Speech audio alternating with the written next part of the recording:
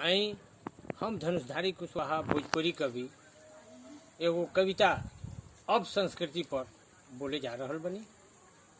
कविता बा कि शेर पसेरी कहाँ दुगैले, शेर पसेरी कहाँ दुगैले, अइले किलोग्राम, मम्मी पापा ऊपर भइले भगले शालिग्राम। भगले शालिग्राम घर में जूही चावला अइली, आ माधुरी दीक्षित फोटो बन के घर घर में घुसी अइली।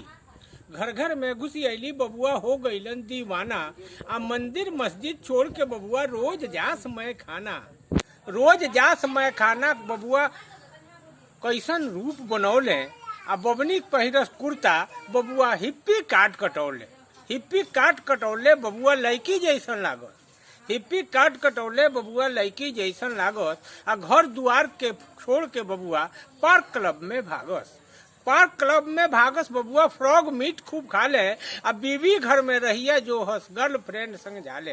गर्लफ्रेंड संग जाले देखी कैसन भइल जमाना, आ का दसवा के रक्षा करी है आजू के मर्दाना।